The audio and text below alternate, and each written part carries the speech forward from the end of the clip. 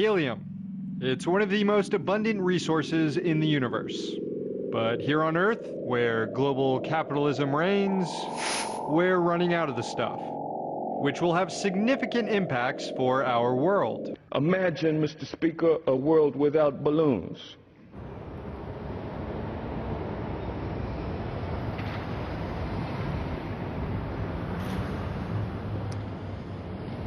Well, that ain't so bad. Helium for comedians to get that high-pitched voice. So the tomato said, catch up. But really, helium isn't just about Mickey Mouse voices and balloons. It's used in medical technology like MRI machines, as well as computer chips and space flight. And it's powering the largest machine ever built by humankind. The Large Hadron Collider, 16-kilometer-long atomic racetrack underneath Switzerland that is using supermagnets powered by helium to smash together particles at near light speeds, hoping to recreate the conditions of the Big Bang and answer some of the most pressing questions of the universe. So no helium, no ultimate answer to the universe. And I can't live with that. So why the hell is there a helium shortage? These problems started back in 1996 with a law passed by Congress that's literally called the Helium Privatization Act. You see, helium is a strategic resource. It's a very stable gas that doesn't catch fire. The US government realized this about 90 years ago and created a national helium reserve in Texas. But maintaining this supply put the National Helium Reserve into debt. And so in 1996, the Helium Privatization Act mandated that the reserve start selling off the helium stores to offset debt from building the reserve and from the everyday costs of running it. Once the Federal Helium Reserve's debt was paid off, it would be shut down and hand over production and sale of helium to private companies. Oh, and they sold the helium to these private companies real cheap, meaning you could pretty much get all the helium you wanted.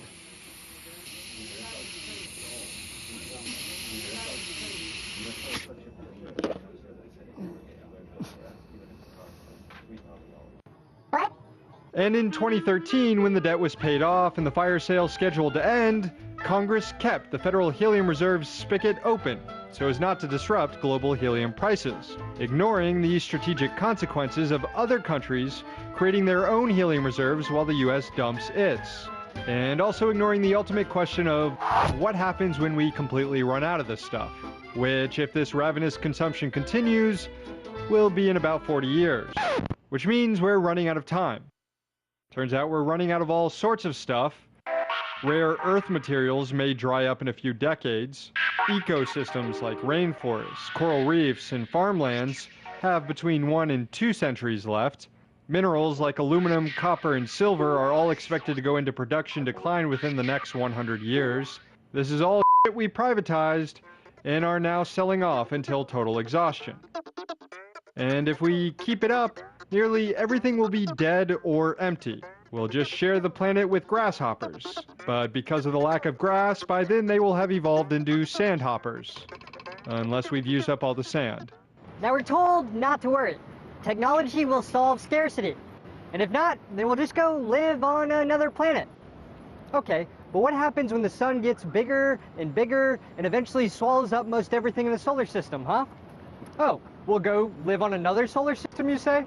Okay, but ultimately, everything in the universe is moving farther and farther away from each other, so that eventually, we'll all just be dark, frozen chunks of ice floating in nothingness. So is that the ultimate meaning of the universe? Well, the Large Hadron Collider might tell us, unfortunately, we're gonna run out of all the goddamn helium needed to run it.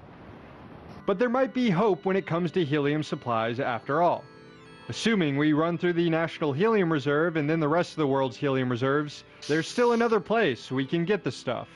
But it's in space, which will make the cost of production prohibitively expensive, meaning balloons like these could cost $1,000 in the future.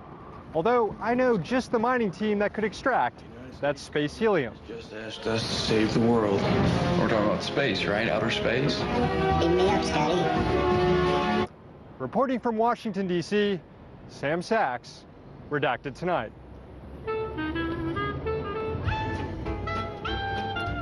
Can somebody help me? Somebody help me.